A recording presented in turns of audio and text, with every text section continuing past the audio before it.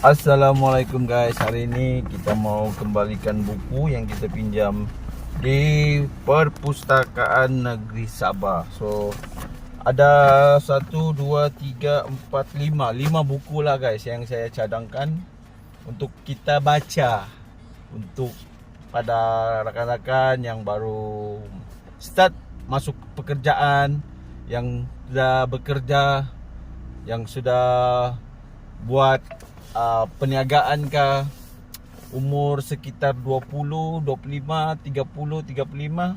Saya rasa buku ni sesuai untuk anda lah. Okey, yang pertama sekali, best recommender, Focus, The Power of Focus. Berjaya tanpa was-was, semuanya hanya dengan 10 langkah. Jadi ada dalam 10 langkah, ada dalam buku ni. So kalau kamu yang jenis malas mau baca tebal-tebal, baca saja yang dia punya tajuk besar. Lepas tu kamu buat nota sikit. Lepas tu sambung lagi bila-bila masa kamu free. Okey?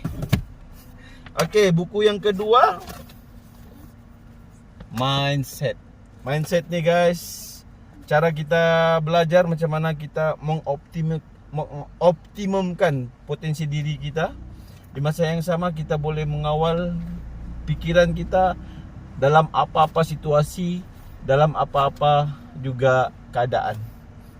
So buku ni memang best seller lah.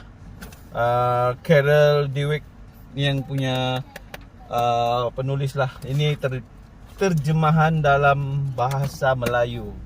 Okey, buku ketiga yang best recommender untuk kamu, Rezeki dari Langit guys.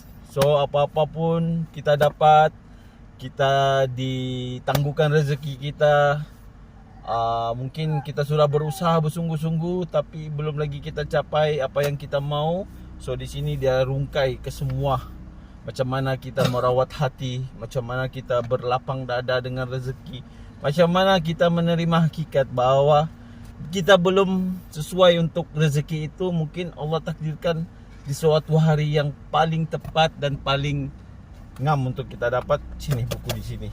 Semua rezeki lah, dari rezeki anak, perkahwinan, kekuatan, dari segi persahabatan, semua ada dalam ni. Dan bagusnya buku ni banyak hadis Al-Quran dia selitkan dalam. Okey, Rezeki dari Langit. Buku yang ketiga, Bicaralah yang Baik ataupun Diam. Buku yang keempat guys. Ini kadang-kadang kita over dalam emosi, kita over